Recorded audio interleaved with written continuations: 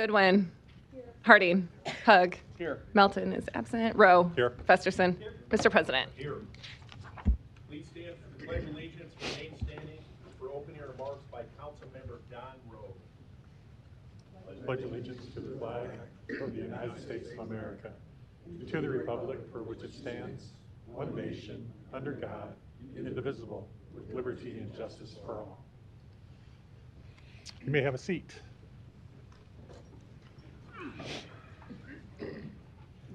I'd like to share a poem written in 1719 by Isaac Watts.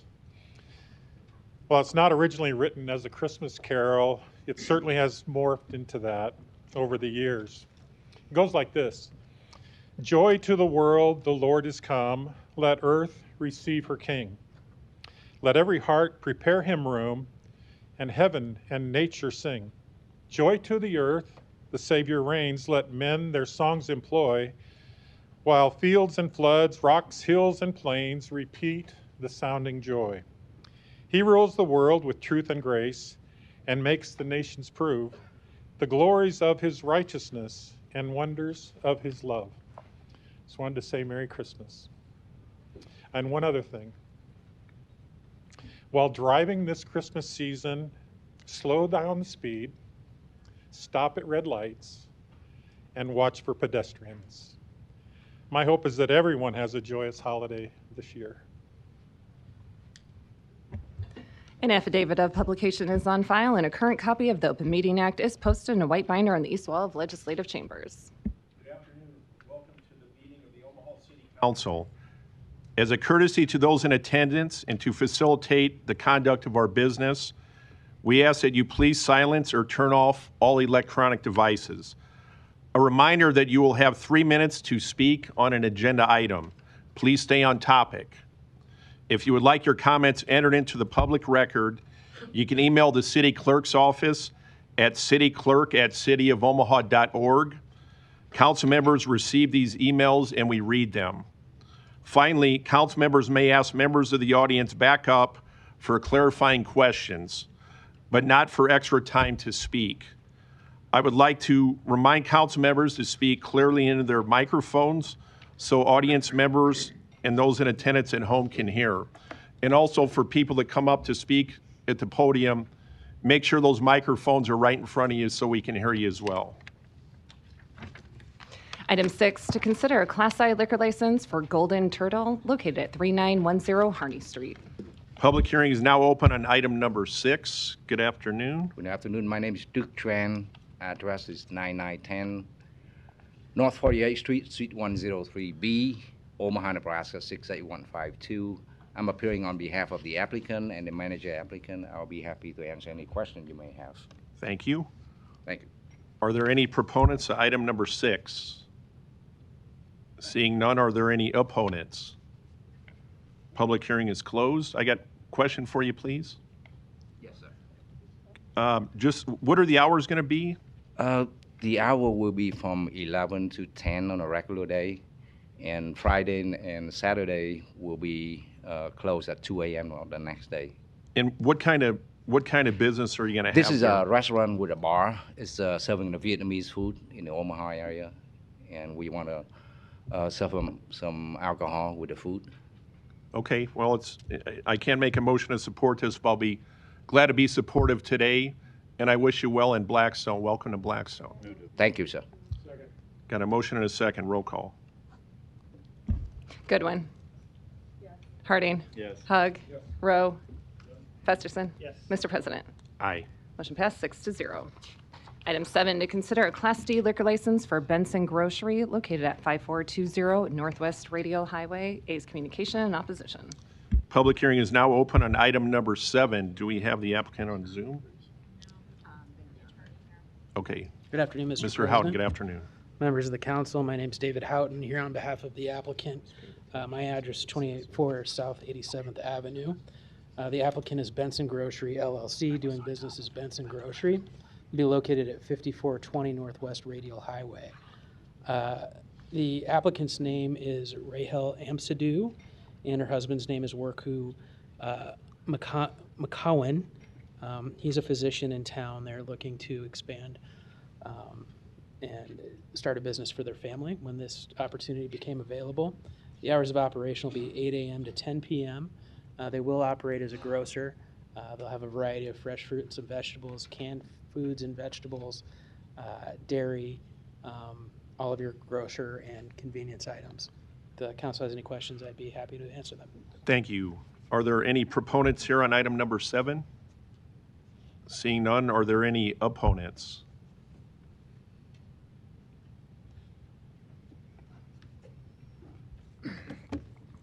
Brandon Ryle, 5243 Northwest Radial Highway. I live right across the street from this. I oppose this because there are too many shops on this block selling alcohol and smoke products already. The community doesn't want any more. Thank you. Thank you. Are there any other opponents here?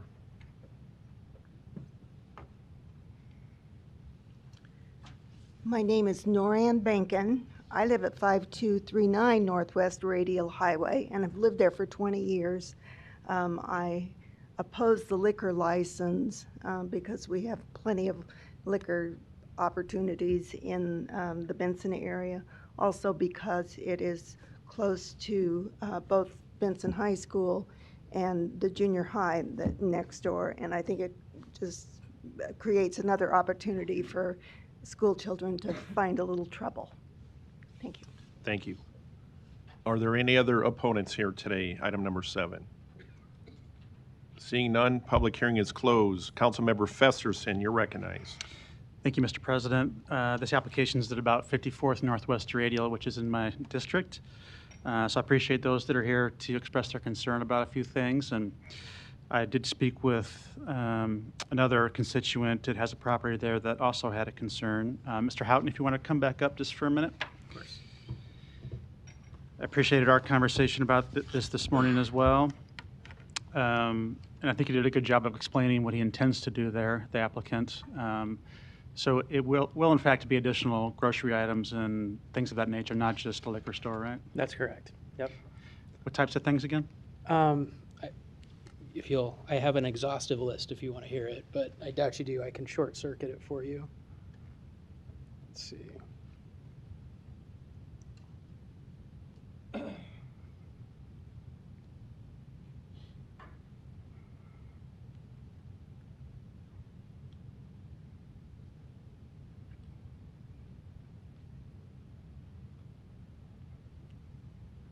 My apologies for the delay. Sure, he'll have fresh vegetables, including asparagus, beets, broccoli, cauliflower, carrots, celery, corn, cucumbers, greens, lettuce, mushrooms, onions, peppers, potatoes, spinach, sprouts, squash, tomatoes, and zucchini. Canned foods, applesauce, baked beans, carrots, corn, beans, mixed fruits, mixed veggies, olives, pasta sauce, pickles, refried beans, tuna soups, tomatoes, various grocery items such as gravy, honey, jelly, preserves, ketchup, mayonnaise, pancake. Okay. If I can go on. Okay. Convenience store, but with fresh offerings as well? That's right. It is not a gas station, it's just it's purely a grocer. Yep. And I did have occasion to speak today. I just wanted to be upfront with the council. The gentleman that submitted the written opposition, we understand their concerns. I think they're concerned about liquor in general in the community. If they had specific concerns, my client would be happy to address any of those. If it was litter or any problematic behavior in the It's currently a area. vacant building, and this would be one bay in that renovated building, right? That's correct, yep. And the other 2 bays, what were the thoughts there? They'd be rented or leased? Yeah, I think the idea is to find tenants for those bays. Okay.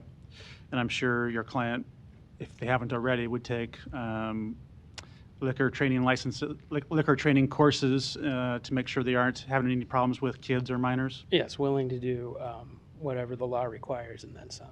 Okay.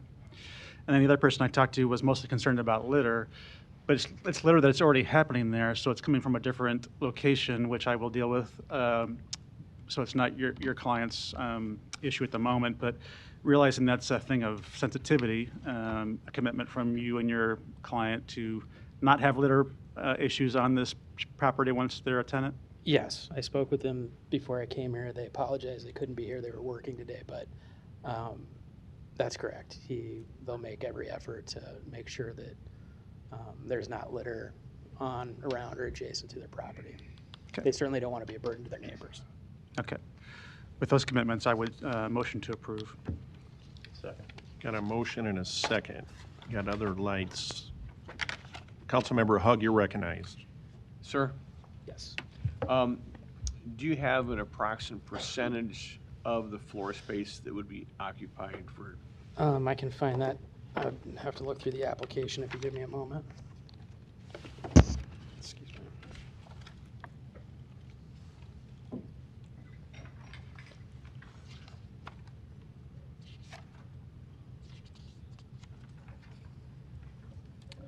The dimensions are going to be 20 by 15.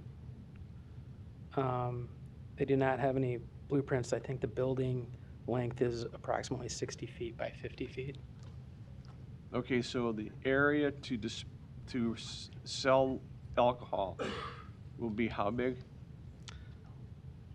I don't have a floor space percentage on what will be dedicated to alcohol sales. All right, so we don't know I'm not sure the that, percentage of the floor space that will be used for selling alcohol. yeah, I don't have that in Okay. the application. All right, thank you. You're welcome. No further lights. We had a I- motion and a second. Roll call. Goodwin. Harding. Yes. Hug. Rowe. Festerson. Mr. President. Aye. Motion passed 6-0. Thank you. Item 8, to consider a change of location application for Don and Millie's to be located at 18110 Wright Plaza. Public hearing is now open on item number 8. Applicant here. Good afternoon. Good afternoon. Name's Kevin Ames. Address is 14344 Y Street. It's Omaha 68137. I'm a representative of the company, and yes, we're looking to, we submitted an application to change our liquor license from 4430 Farnham Street to 18110 Wright Plaza. Thank you. Are there any proponents here today? Item number 8. Seeing none, are there any opponents? Public hearing is closed. Got a motion and a second. Roll call. Goodwin. Harding. Hug. Rowe. Festerson. Mr. President. Aye. Motion passed 6-0. Item 9, to consider a liquor license addition application for Little Polonia located at 3804 Q Street to add an outdoor area. I will now open the public hearing on item number 9. The applicant by Zoom, I believe. Ms. Gania, can you hear us?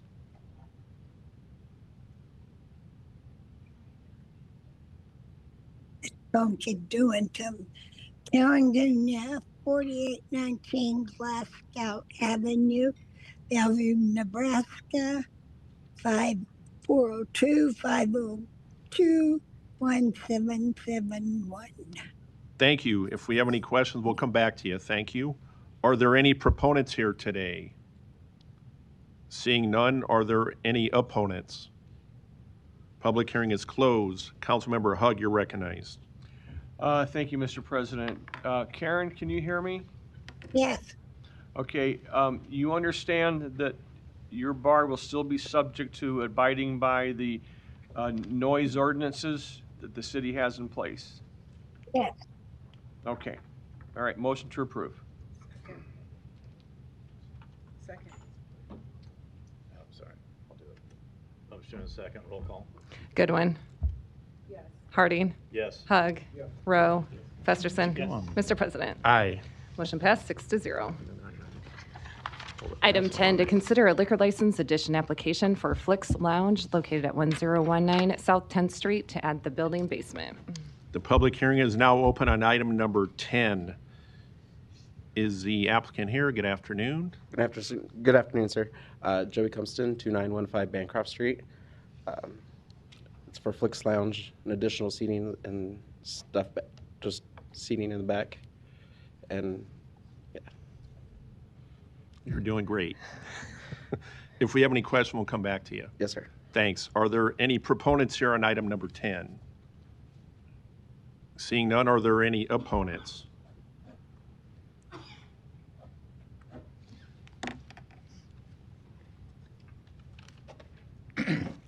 Good afternoon, Omaha City Council. Donnie R. Johnson, the Johnson Equestrian Foundation, and North Omaha Concerned Citizen Foundation, 4928 North 52nd Street.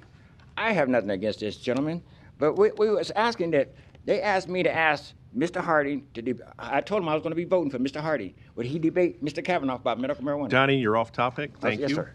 But I told him I was voting for you, Mr. Harding. Are there any other opponents here on item number 10? Public hearing is closed. This is in my district. I will be supporting it if we can get a motion. Got a motion and a second. Thank you. Roll call. Goodwin. Harding. Yes. Hug. Rowe. Festerson. Mr. President. Aye. Motion passed 6-0. Items 11 through 15 can be considered together for Peace Ridge Replat 1, located northeast of 204th and Harney Streets. Planning Board and Planning Department recommend approval. Items 11 and 12 are ordinances to rezone this property from R4 District and R7 District to R4 District and R7 District. Item 13, an ordinance to approve a major amendment to a PUD overlay district. Item 14, a resolution to approve a major amendment to the special use permit to allow general office in the R7 District. Item 15, a resolution to approve the final plat. The public hearing is now open for items 11 through 15. Good afternoon. Good afternoon. Ben Drews, 10836 Old Mill Road with TD2 Engineering, here on behalf of the applicant to answer any questions you may have. Thank you. Are there any proponents here on items 11 through 15? Seeing none, are there any opponents? Public hearing is closed. Move to approve. We've got a motion and a second. Roll call. Goodwin. Harding. Yes. Hug. Rowe. Festerson. Mr. President. Aye. Motion passed 6-0. Thank you. Item 16, an ordinance to rezone property located at 1947 South 13th Street from GI District to NBD District. Planning Board and Planning Department recommend approval. Public hearing is now open on item number 16. Is the applicant here today? Are there any proponents on item number 16? Where did we get the list for the item numbers? I don't know which. Are there, you can talk to the clerk. Are there any proponents here, item 16? Are there any opponents? Public hearing is closed. Move to approve. Got a motion and a second. Roll call. Goodwin. Harding. Yes. Hug. Rowe. Festerson. Mr. President. Aye. Motion passed 6-0. Item 17, an ordinance to rezone property located at 2602 North 24th Street from R5 District to NBD District. Planning Board and Planning Department recommend approval. Public hearing is open on item number 17. Applicant, good afternoon. Good afternoon. Joe Detlefs, 10836 Old Mill Road. T. Michael Williams, 2602 North 24th Street. Thank you. Are there any proponents here? Item 17. Seeing none, are there any opponents? Public hearing is closed. Councilmember Goodwin, you're recognized. Thank you, Mr. President.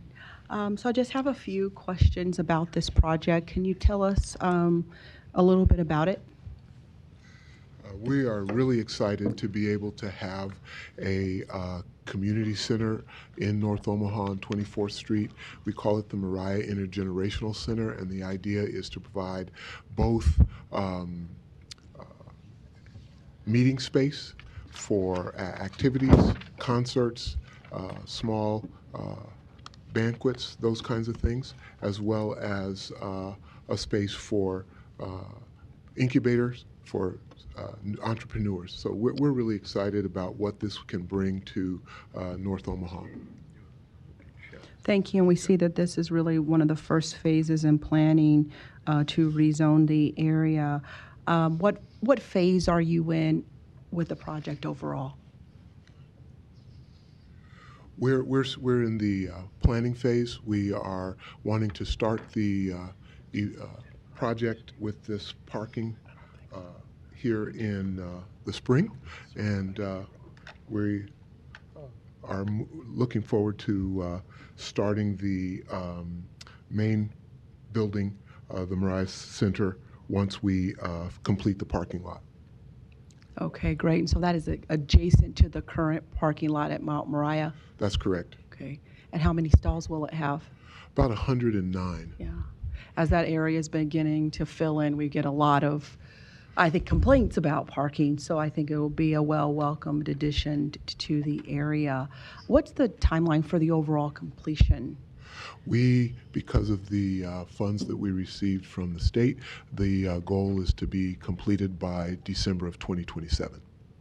2027, okay. Total cost of the project? About $6.5 million. Wow, so that's investment back to the heart of North Omaha, which is always exciting. That's right. Thank you so much for your work. I motion to approve. Second. Thank you. Got a motion and a second. Roll call. Goodwin. Harding. Yes. Hug. Rowe. Festerson.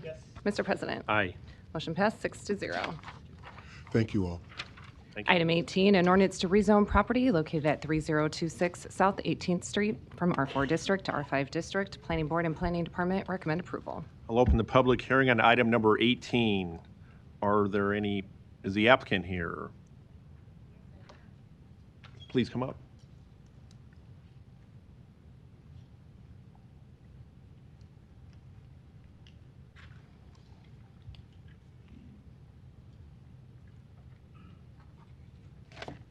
Hello, my name is Nancy Sanchez. I live in 1035 West 10th Street, Fremont, Nebraska. I am the owner in that property. Applicant to request to R5 now. And I read,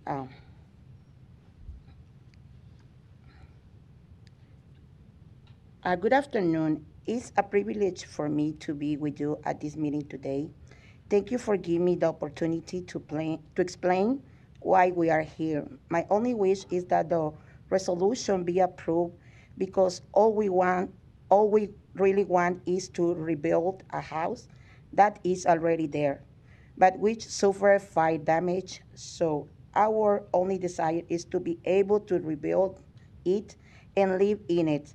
As told you last time, it's so I can give it to my daughter and improve the neighborhood with a house that is currently vacant and could otherwise be occupied by people who, instead of helping and improving things, only cause harm, make things worse, and vandalize unoccupied houses. Our desire is just to rebuild the house existing now. We bought the property, include 2 houses. One is good now, and the other one suffered fire damage when we bought it, and include 2 lot lands now, but we just want to rebuild the house. It's our desire. But when I came to the city and request that what I want, the city says is R4 need to be R5, and I contract the architect. His name is Tolib Son Mara Pope. It's difficult to me pronounce his name. And he came with the planning department and explained everything what we need to do, but we follow every step now what the city needs, and I'm available to do that. That is my explain today. Thank you. Thank you. Are there any proponents here on item 18? Seeing none, are there any opponents? Public hearing is closed. Councilmember Hug, you're recognized. Thank you, Mr. President. This is a question for Mr. Fanslaw. Dave, would there have been notifications sent out to neighbors on this rezoning? Yeah, Dave Hanslow, City Planning, there should have been, yes. Okay. And the city would have done that? Yes. Okay. All right. Thank you. Motion to approve. Second. Got a motion and a second. Roll call. Goodwin. Harding. Yes. Hug. Yes. Rowe. Festerson. Yes. Mr. President. Aye. Motion passed 6-0. Item 19, an ordinance to rezone property located at 6990 Dodge Street from GC District to TOD 2 MX District. Planning Board and Planning Department recommend approval. Public hearing is now open on item number 19. Applicants, good afternoon. Good afternoon. McKinley Wilson, 10250 Regency Circle, Omaha, Nebraska. Attorney here today on behalf of the developer, and also I have Colin here with me today who is a representative from the development team, and we're happy to answer any questions that you guys may have about this project. Thank you. Thank you. Are there any proponents? Item 19. Seeing none, are there any opponents? Public hearing is closed. Councilmember Festerson, you're recognized. Thanks, Mr. President. If you would just for a moment, a few questions for you. This is a property that's currently a long-term stay hotel property, right? Correct, yes. It's being converted into about 80 units of multifamily apartments. That's correct, yes. And I believe it's a mixture between studios and loft apartments. Correct. Yes, Okay. that's correct. But no changes to access or egress, ingress, nothing like that? No, this, basically the rezoning is just to accommodate for the new use of the property essentially, and the new parking requirements as well. Okay. And I thought I read that the rental range is between maybe $850 and $1,250 or so? Yes. So nice range of offerings there, I think, for folks that want to live in that area. And I think it's an interesting example of what we might start seeing more of. Conversion essentially of a hotel into housing units that are sorely needed, right? Yep. Right behind Omaha Community Playhouse, but no changes to their access either, right? That's correct as well. And we did reach out to the surrounding property owners and to the Fair Acres Neighborhood Association a few months ago. And one of the developer representatives did host a meeting, so inviting people to come and answer and ask any questions that there might be. And so there seemed to be no big concern at those meetings that were brought to our attention. Yep, I think you're right, and I appreciate you doing that. I'll be supportive, and I'll motion to approve. Got a motion and a second. Councilmember Goodwin, you're recognized. Thank you, Mr. President. I had a question for our planning director, Mr. Fanslaw. This is a transit-oriented development project. In the agenda earlier, we saw planned unit development overlay. What are the differences? And I think I ask you this every time, but I'm going to ask you again. Dave Fanslow, City Planning, your question is what's the difference between TOD and PUD? Yep. Quite a bit. Well, we the can short talk version, offline, but yeah. there are obviously two different zoning tools. Yep. One, a PUD allows us to require and require site design regulations, building elevations. It really locks down the plan to what you see is what you get. With TOD, it's a base zoning district in our zoning code, and it's it surrounds it wants to surround itself around transit. So the orbit bus line is why we put that TOD zoning in place in the zoning code. In the master plan, we made a change to the future land use plan, and this area qualifies for TOD as well. Thank you. You bet. No further lights. Roll call. Goodwin. Yes. Harding. Yes. Hug. Rowe. Festerson. Mr. President. Aye. Motion passed 6-0. Item 20, an ordinance to amend the boundaries of the MCC district to incorporate into that district the property located at 8516 Blondo Street. Planning Board and Planning Department recommend approval. Public hearing is now open on item number 20. Applicant here today. Good afternoon. Hi, I am Anna Johnson. I own 8530 Blondo Street, which is a garden center and landscaping company, and I have purchased 8516 Blondo Street, which is just a couple lots over. I don't know how much or how little I'm seeking approval for today, but I don't really understand the MCC overlay stuff. But if I'm here to answer all of the plans, if you guys have questions about what we're trying to do. Thank you. Are there any proponents here on item number 20? Seeing none, are there any opponents?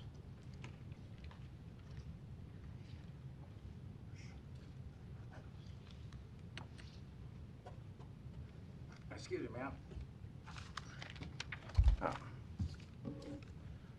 Good afternoon, Omaha City Council. Donnie R. Johnson, the Johnson Equestrian Foundation, North Omaha Concerned Citizen Foundation. I just have... Donnie, we need your address as well, please. 4928 North 52nd Street. As I was saying, me and Mr. Harding going to Washington, D.C., I'm going to change that. In the meantime, back to this question here, the boundaries. Are the boundaries and the county lines the same? County lines the same? Because I asked the Washington County Commissioner to sell me some land, but they say couldn't change the boundaries or the county lines. Donnie, you're off topic. No, okay. Thank you. Are there any other opponents here on item number 20? Public hearing is closed. Councilmember Festerson, you're recognized. Thanks, Mr. President. This one's also in my district. Anna, if you don't mind, just a question or two for you. So what's the current use of this property?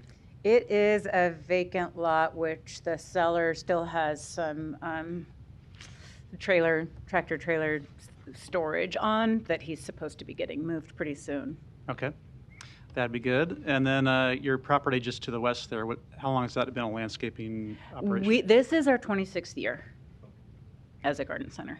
And then right in there has been a recycling facility at some point, right?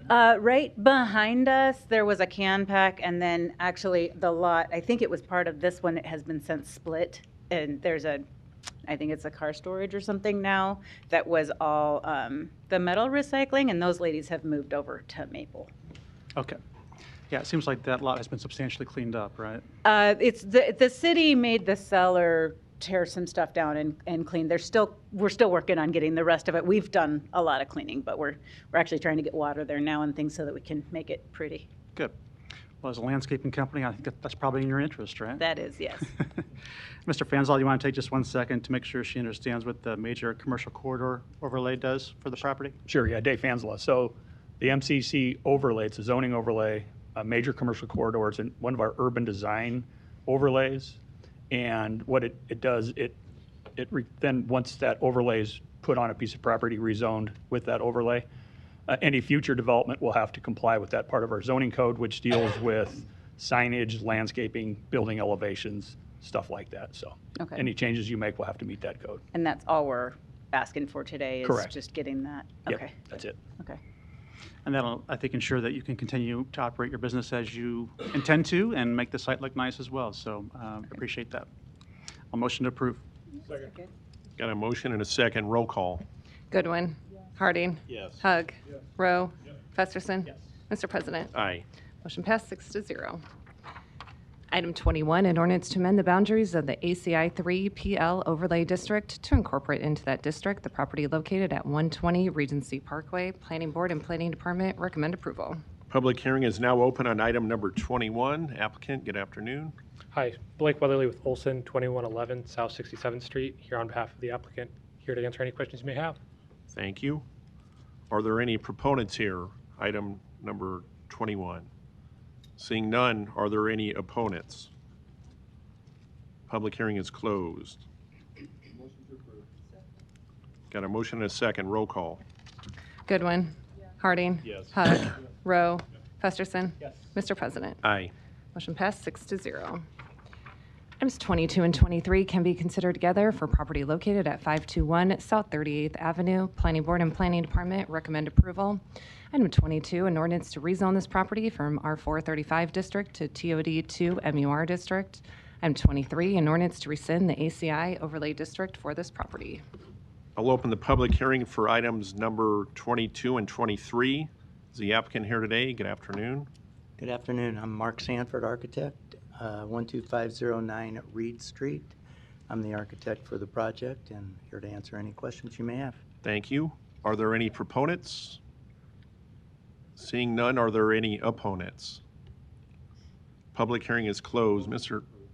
I'll second it. Now, Mr. Sanford, a couple questions for you. Yes. Good afternoon. Good afternoon. How are you? Good chat with you in person now. Thanks, Dan. So I don't have my cheat sheet with me, but when we talked, if I recollect correctly, it's 10 offices right now, correct? That is correct. It was for the university's medical offices. Okay. And you're going to make 4 apartments out of this? Yes, we were going to design and change some of those units into apartments. Okay. And how about the parking issues? Is there any parking issues here? There are no issues. There's an existing garage on that site that we're going to keep, and that will hold 2 cars, and the driveway is large enough to accommodate 2 more cars, which satisfies the parking requirements. So with 10 offices there before, 4 apartments now, it'll probably be less traffic. Definitely less traffic and not so transient as well. Okay, and I know when you and I chatted, you spoke with people in the neighborhood and the neighborhood association as well. Yes, we talked with Mark Mazer, did give me a call. He's the president of the HOA in that area. And he was concerned if the building was going to be torn down like many projects seem to be, and then designing a new modern look which would not fit into the neighborhood fabric. The house is going to remain just the way it looks today, with a little embellishment, some new paint. We'll definitely upgrade it somewhat and add a dormer on the upper level to accommodate one more apartment unit, which Okay. makes for the 4 apartments. Great. Thanks for being here today. Councilmember Hug, you're recognized. I apologize. I should have looked closer to this address, but just for discussion purposes, that is really close from the house Dorothy McGuire grew up in, the actress. And I believe at the time the Med Center acquired that property, they had made a promise to build some kind of monument memorializing that site in her memory. But that's not this address. That is not this address. Okay. It's close, though. It might be close, but It's we can close. investigate that a little It further. might be if on you'd that like. block, but, okay, thank you. No further lights. We had a motion and a second. Roll call. Goodwin. Yes. Harding. Yes. Hug. Yes. Rowe. Festerson. Mr. President. Aye. Thank Motion you very passed much. 6-0. Thank you. Items 24 and 25 can be considered together for property located at 10909 M Street. Planning Board and Planning Department recommend approval. Item 24, an ordinance to rezone this property from GI District to CC District. Item 25, an ordinance to amend the boundaries of the MCC Overlay District to incorporate this property into that district. Public hearing is now open for items 24 and 25. Is the applicant here today? Are there any proponents? Seeing none, are there any opponents? Public hearing is closed. Motion and a second. Roll call. Goodwin. Harding. Yes. Hug. Rowe. Festerson. Yes. Mr. President. Aye. Motion passed 6-0.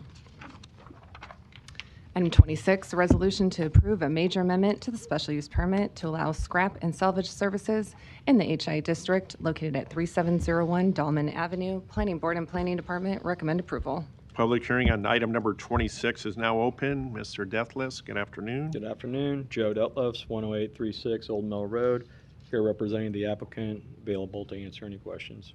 Thank you. Are there any proponents here? Item number 26. Seeing none, are there any opponents? Public hearing is closed. Got a motion and a second. Roll call. Goodwin. Harding. Yes. Hug. Rowe. Festerson. Yes. Mr. President. Aye. Thank you. Motion passed 6-0. Item 27, a resolution to approve the El Toro Plaza Tax Increment Financing Redevelopment Project Plan located at 2405 Z Street in an amount up to $867,358. Public hearing is now open on item number 27. Mr. Seaton, good afternoon. Yes, good afternoon. Don Seaton, Omaha City Planning Department. This is a mixed-use industrial office development located at South 25th and Z Streets. It's on a vacant lot of about 5 acres. It's been a long vacant lot that had been neglected for quite a while. Current owners have cleaned it up, and they're proposing to construct a new one-story office warehousing light industrial building of about 32,800 square feet. This will be really a good support facility for small and emerging businesses that are construction related in particular. Will make use of this type of project or this type of facility. The developer is El Toro Plaza, LLC. They're investing about $10.3 million into the neighborhood in South Omaha here. The TIF support for the project is $867,358. Project meets the required criteria of our TIF program. It's an appropriate land use for the area. Really puts an underutilized vacant lot to a much better use, and we ask for your approval. Thank you. Are there any proponents here on item 27? Thank you, Don. My name is Jack Suter with McGrath North Law Firm. Address is 1601 Dodge Street, here on behalf of the developer. We'd be happy to answer any questions that you may have. Thank you. Any other proponents here? Seeing none, are there any opponents?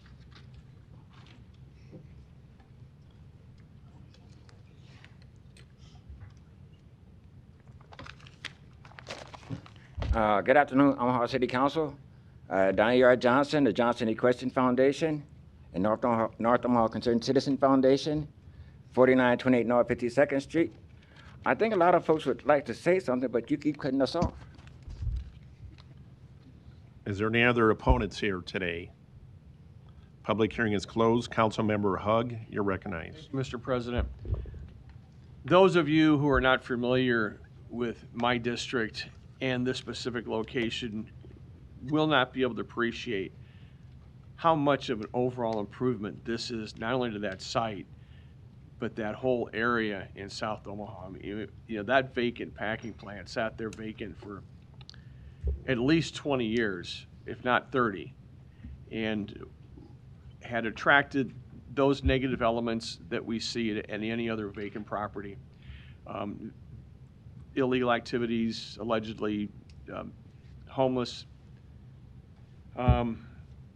illegal dumping, and since the developer has acquired that building's been demolished. The site's been cleaned up, and this will absolutely be a crown and the jewel in South Omaha. And I'm quite pleased and proud to have the developer put that kind of financial commitment in my district. Motion to approve. Got a motion and a second. No further lights. Roll call. Goodwin. Yes. Harding. Yes. Hug. Yes. Rowe. Yes. Festerson. Yes. Mr. President. Aye. Motion passed 6-0. Item 28, a resolution to approve the Rose at Field Club Tax Increment Financing Redevelopment Project Plan located at 3863 Marcy Street and 3863 Mason Street in an amount up to $1,661,799. Public hearing is now open on item number 28. Mr. Seaton. Don Seaton, Omaha City Planning Department. This project is the Rose at Field Club Tax Increment Financing Project. This is a townhome project located right along the Field Club Trail, just south of Marcy Street. There'll be a total of 31 new market rate rental units constructed. They'll be configured in 8 row house style structures. These will be built on 2 vacant lots that are owned by the Board of Regents. The developer is Sullivan Development Company, managed by Charlie Sullivan. The project is investing about $11.1 million in the neighborhood. The TIF support for the project is $1,661,799. Again, this project meets the required criteria of our TIF program. It complies with the city's master plan. It's an appropriate land use for the area, and we ask for your approval. Thank you. Are there any other any proponents here today? Item 28. Thank you, Mr. President, council members. Bob Griffith, 11440 West Center Road, here on behalf of the applicant. Here today as well as Charlie Sullivan, the applicant himself. So here to answer any questions you might have. Tight little infill spot that I think this project fits nicely there. Kind of the same type of deal that that TIF really makes possible. So with that, happy to answer your questions. Thank you. Are there any proponents here? Seeing none, any opponents?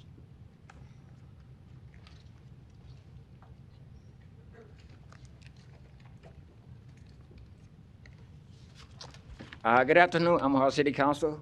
Donnie R. Johnson, the Johnson Equestrian Foundation, and North Omaha Concerned Citizen Foundation. I asked myself Donnie, we need your address as well. Thank you. Okay. Sorry, thank you. You're welcome. 4928 North 52nd. For now, tomorrow with Mr. Harding, Washington, D.C. In the meantime, we're looking at all these Fortune 500 companies leaving Nebraska and Omaha. Do we need all these apartments? Thank you. Is there any other opponents here? Item 28.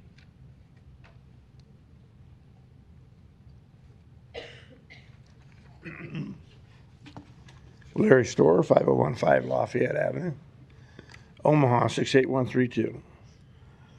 Well, I went by that area today, unless I'm confused again. I don't see that the place, the area is even blighted. But what I do object to is using this project to help pay the cost of the streetcar project. And it's referred to as part of Field Club. Field Club to me is more this way. And why the streetcar isn't anywhere near that? So why in hell are we paying to help pay the streetcar at that address? Thank you. Is there any other opponents? Item 28. Public hearing is closed. Councilmember Goodwin, you're recognized. Thank you, Mr. President. Mr. Seaton. So this is a TIF project.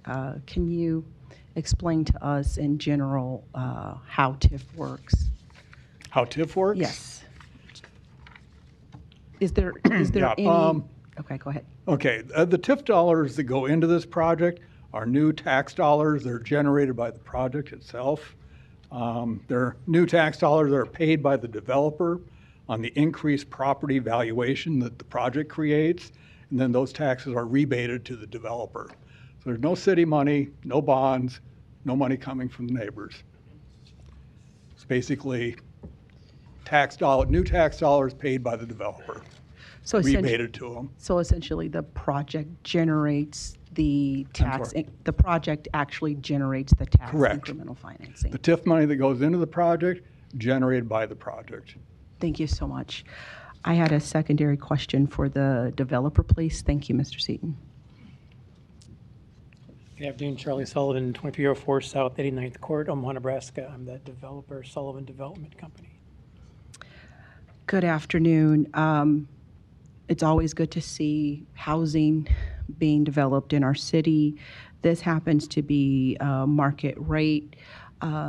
We need all types of housing in the city. What will be the rental range?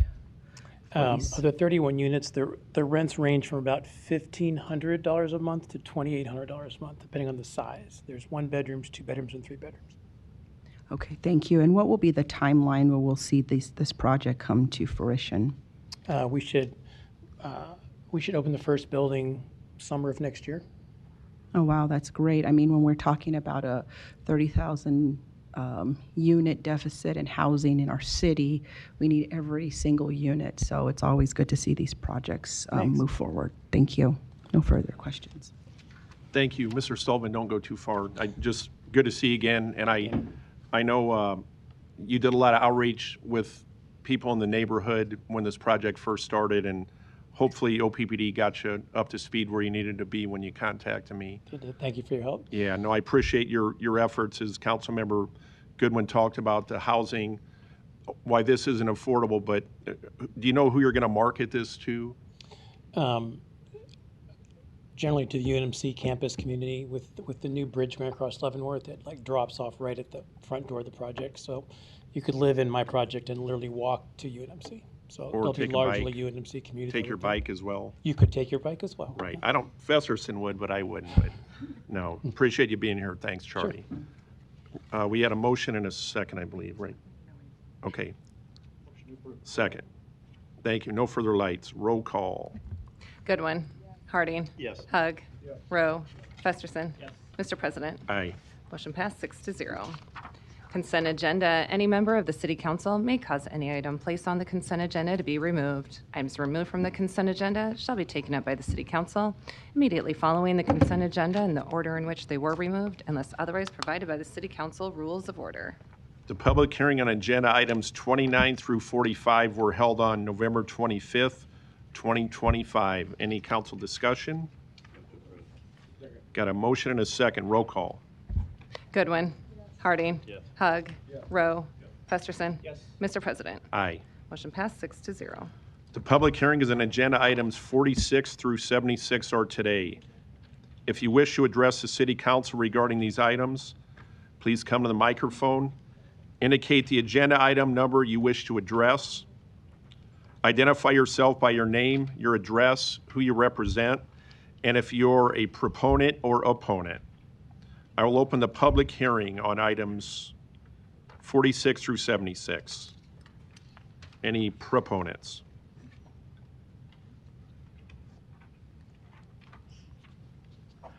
Good afternoon, Omaha City Council, Donnie R. Johnson, the Johnson Equestrian Foundation, and North Omaha Concerned Citizen Foundation. 4928 North 52nd Street, temporarily to Washington, D.C. from there. In the meantime, My dad was with Dugdale Construction. And Donnie, what number are you addressing? number 46, Hawkins Construction. Okay, thank you. So, Mr. Lippo, who helped develop Benson, he was teaching us about the three little pigs. 2 people made a house and they blew down right away. The third one took his time and built the house you can't blow down. So we're concerned about these crack-about houses that's not going to last for 5 minutes. Thank you. Are there any other proponents? Seeing none, are there any opponents? Public hearing is closed. Move to approve 46 through 76. Got a motion and a second. Roll call. Goodwin. Harding. Yes. Hug. Rowe. Festerson. Yes. Mr. President. Aye. Motion passed 6-0. Item 77, an ordinance levying a special tax assessment for a litter removal group 2026-01 is amendment of the whole requested by the Parks Department. Council discussion. Move the amendment of the whole. Got a motion? We have a second? Second. No lights. Roll call. Goodwin. Harding. Yes. Hug. Rowe. Festerson. Mr. President. Aye. Motion passed 6-0. Item 78, an ordinance levying a special tax assessment for cutting and clearing weeds, Group 2026-02, is amendment of the whole requested by the Parks Department. Council discussion. Move the amendment of the whole. Got a motion and a second. Roll call. Goodwin. Harding. Yes. Hug. Rowe. Festerson. Yes. Mr. President. Aye. Motion passed 6-0. Let's get this with Amy gone. Do I need to make a motion to do that? Councilmember Melton is in court, but my understanding is she is intending on coming. If the council's okay with skipping past 79, and we can come back to it at the end, does that work? Thank you.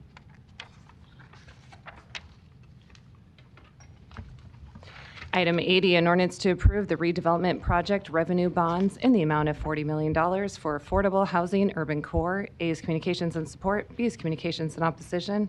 C is an amendment of the whole requested by the Law Department. Council discussion. Amendment of the whole. Got a motion and a second. Roll call. Goodwin. Harding. Yes. Hug. Rowe. Festerson. Yes. Mr. President. Aye. Motion passed 6-0.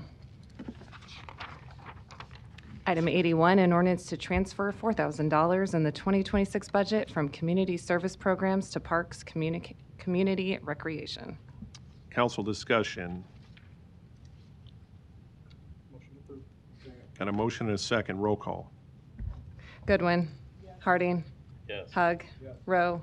Festerson. Yes. Mr. President. Aye. Motion passed 6-0. Item 82, an ordinance to amend various sections of Chapter 6 of the Omaha Municipal Code regarding wildlife, chickens, and other fowl. A is communications and opposition. B is communication from the Douglas County Health Department. C is an amendment of the whole requested by the Law Department. Council discussion. We got lights on. Councilmember Goodwin, you're recognized. Have the Douglas County Health Department come, I believe.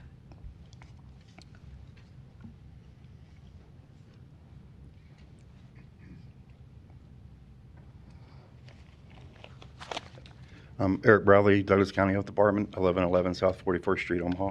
Good afternoon. Afternoon. Just wanted to clarify, so we laid this over with the goal of outreach to some concerned groups that are, focused on urban agriculture. Can you explain that process and how it went? Yeah, we started out with the local food collaborative. I can't remember their full name, but the Monday before Thanksgiving, she had a virtual phone call with them that they hosted.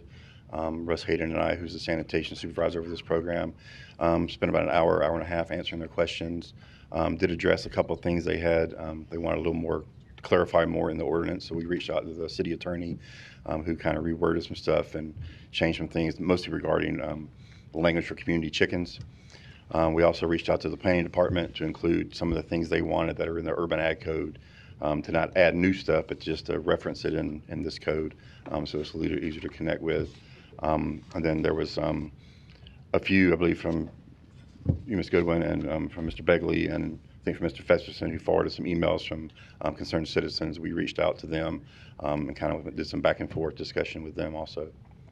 So would you say that there's really, as you make these changes, continual dialogue and education so that everyone's on the same page about these changes? Correct. Yeah. Okay. Thank you. Yep. Motion to approve. Second. Got a motion and a second. Council Member Festerson, you're recognized. Thanks, Mr. President. Eric, if you don't mind, a couple more questions, I think. There's a motion and a second to approve this, and I'll also approve this amendment of the whole. I also want to thank you for taking some extra time to reach out to the community on this, and also city planning. I think that was important, too, to make sure we had their input, and I think this does include that. And I think we're not trying to discourage urban agriculture at all. We're just trying to put some reasonable structure around it and help you, the Douglas County Department of Public Health, who is in charge of responding to complaints when people do have complaints about operations in residential properties. And so I think this puts some reasonable guidelines for you to follow too in that respect. But you can't plan for every type of scenario. I can think of one in my district, for example, that has never had a complaint, is essentially an urban agricultural operation, still wouldn't really fit into the parameters we're describing here in terms of the number of chickens they have and acreage they have. But in an instance like that, we're still building into this amendment of the whole a potential waiver. So someone in a situation like that could approach you and explain their situation and have that be considered, right? Right. There is a procedure in there now for a variance request. There's also, if we were to deny or revoke a permit, there is a process to go through the appeals board, file an appeal on that. Mm-hmm. Great. So there's a couple of different options. Thanks. Appreciate that. Thank you, Mr. President. You bet. Can we clarify that that motion was for the amendment of the whole? Yes. Motion for amendment. Thank you. And second, I'll second that. Councilmember Rowe, you're recognized. Thank you, Mr. President. I did want to ask Eric just a question, and I think Mr. Festerson might have touched on it about the enforcement. What's the plan for enforcement? Is that going to work through your department, or what's your intention on? We do the initial inspections and do the kind of reach out to the owners of the property. But when it comes to enforcement, we go through the Humane Society, which I know we've been struggling with some of the stuff that we're putting in this code now. So hopefully that'll allow the Humane Society to actually do some more enforcement.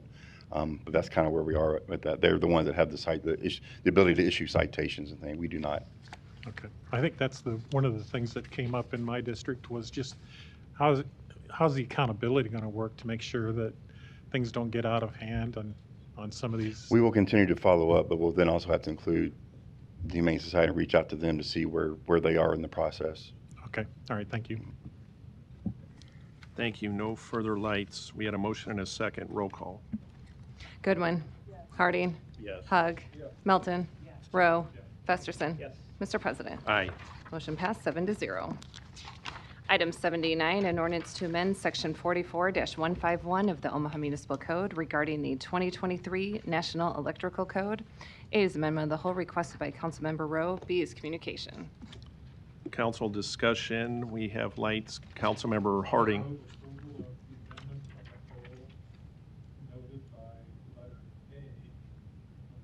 Second. We have a motion and a second. Roll call. Goodwin. Oh, I'm No. sorry. Okay, hang on. Lights, there, it reset, so re-enter if you want to speak, sorry. Okay, your professionalism in laying this over, and I apologize for my glad to have being you late back. today. I appreciate it, Mr. President. Glad you're here, you're welcome. Councilmember Rowe, you're recognized. President, I just wanted to explain a little bit about my thinking on the amendment of the whole. This really is just, it's a rehash of the discussion we had last November concerning the 2023 National Electrical Code. The state passed the code with 5 amendments carved out, and it's incumbent on the city to at least be in alignment with the state code. And we've been out of alignment since the Mayor Stothert vetoed that action last fall. And so now it's coming back to us again.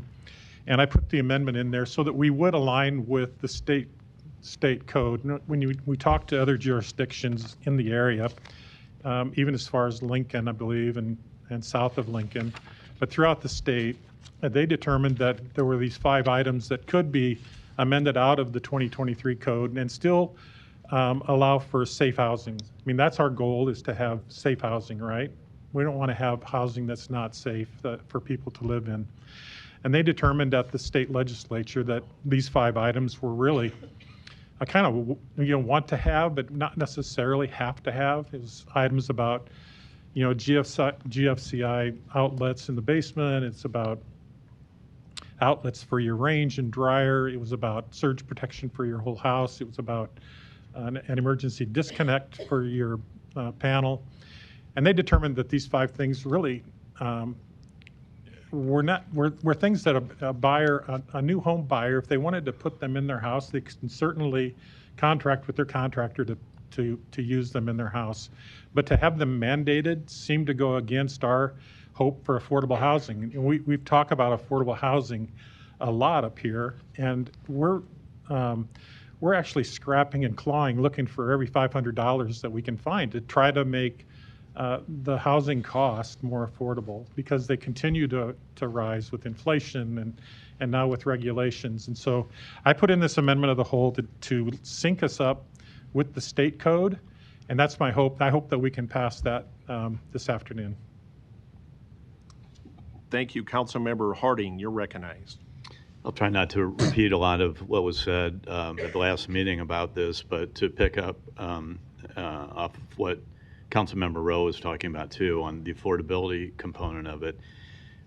Last November, the statistics were that for every $1,000 of additional cost to the house, which these items would add additional cost to new construction, it would take out, at the time, it was, I think, 435 potential buyers. And now, a year later, the updated numbers are that that's now over 500 potential buyers would be taken out of the market with an additional $1,000 added to the cost of the house. I know we kind of bantered about last week about what the amount was or wasn't. I think that's really irrelevant, because I think we all agreed that it would add additional cost to the house, and therefore taking out potential buyers for those homes that we are trying to do everything we can to make affordable. Over somewhere between 23 and 32% of the cost of new construction today in Omaha is attributed to regulations. And I'm not saying that we need to abolish all regulations, because we need to make sure that it is safe housing. But there are certain onerous regulations that do need to be reviewed. I view this as one of those that is a want to have, not a need to have. And therefore, I appreciate this conversation that we had last week, that we had last November. We should be consistent with the state and other local jurisdictions. So I will be supporting Councilmember Rowe's amendment of the whole. Thank you. Councilmember Fesserson, you're recognized. Thanks, Mr. President. And Mr. Rowe is absolutely right. The reason why this is back is because we have to adopt something that is a requirement under state law. It's just a matter of, are we including 5 exceptions or not in how we do that? And there's different opinions. There has been different opinions on the council as to how we go about doing that, and different opinions in our testimony in the recent weeks as well. Estimates of additional costs between $400, maybe $2,000. I think the planning department's somewhere in between there. So also differences on potential impacts to safety from testimony we heard. And nobody up here is an expert in this field, not even Mr. Rowe or Mr. Bagley. But it's my opinion, and it hasn't changed since our original vote on this, that I'm not supportive of amendments of the whole A, but I may be more supportive of an amendment that we're calling C today, which has been a floor amendment introduced by Mr. Bagley that I think he can explain, should this first vote not be approved, that can hopefully provide a little more common ground than maybe we had in the last few weeks. And as it applies to affordable housing, I think there's lots of common ground amongst everyone on this council. And with the testifiers we heard from, there was reference to a welcome home study about the cost of regulation in housing. I'm interested in that. I've asked for that study for over a year now, but haven't seen it. But if in fact there's 25% to 30% of costs that are attributable to regulation, let's take a look at that. I bet you we'll have a lot of agreement on how to go about reducing those costs. Same thing with the Affordable Action Housing Plan. There's dozens of recommendations in that document that we have yet to implement. There were some council members that didn't vote for that document. It was not unanimous, but I'm confident we're going to find a lot of common ground in that document too. And I understand from Mr. Rowe that the first meeting of that task force went well. He's optimistic about it. So let's get about that work, and I think we'll find a lot of things we can do together. Thank you. Thank you, Councilmember Festerson. I'll make a couple comments in respect to Councilmember Rowe's amendment of the whole. I appreciate the conversation I've had with Councilmember Rowe, my colleagues, the planning department. They provided good information that I appreciated. I spoke to Firefighters Local 385 President Trevor Towie, subject matter experts from IBW Local 22. This, to me, was always about safe and affordable housing. And I think Councilmember Festerson did a good job of the ranges of the price of what this is. Maybe it's $400 or $500, maybe it's $2,000. And I really did try the best I could to try to come to some common ground on things that we can agree on. And sometimes that doesn't happen. Just looking through what was in the adoption, the 30 amp GFI breaker at a dryer, a 40 amp GFI ground fault interrupter at a range, the exterior 30 amp on the air conditioner, exterior disconnect for the meter main. One of the things listed was a 50 amp for a carport at the price of $600. That is not included. That was never included. Outlets for the basement to require GFI. And in the conversation I had and listening to my colleagues, I came up with a floor amendment of the whole C that would remove the whole house surge protector from this to try to provide a little bit of common ground that maybe we can pass that in the event Councilman Rowe, who's put a lot of time and heart and effort into his amendment of the whole. I think it's important that I'd like to read, I won't read the whole letter, but it was submitted by Local 385 Firefighters President Trevor Towie. And I'll read a couple paragraphs because we talk about regulations. What does that mean? In the second paragraph of his letter, and you can see this at the city clerk's online site of our agenda, it's attached in support. And it reads, amongst the updates in the National Electric Code, we are especially supportive of the requirement for an exterior electrical disconnect on residential structures. This single addition provides a meaningful and practical layer of protection for firefighters operating inside a burning home. As firefighters, we continually look for ways to make it an inherently dangerous profession just a little bit safer. The ability to neutralize electricity before entering a fire provides a level of certainty and peace of mind that we currently do not have. Allowing firefighters to safely and immediately disconnect power at the exterior of the home eliminates this risk and ensures no firefighter has to worry about coming into contact with energized wiring while performing search, rescue, or fire suppression duties. This is a simple, cost-effective change that directly improves firefighter safety while protecting the residents we serve. I think in regulations, is there some cost to them? There is.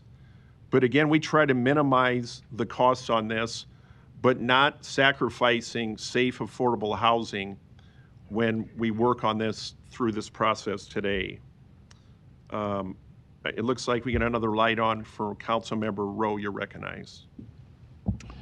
Thank you, Mr. President. Yeah, I'm glad that we had this discussion. I do appreciate the spirit of the discussion. I mean, we've had robust discussion from amongst us, and as Mr. Festerson noted, we had a task force meeting last week to talk about affordable housing and how can we enact some of the things coming out of the HAP plan. And you mentioned the 50 amp outlet in the garage, and that was a mistake that was brought by a home builder last week.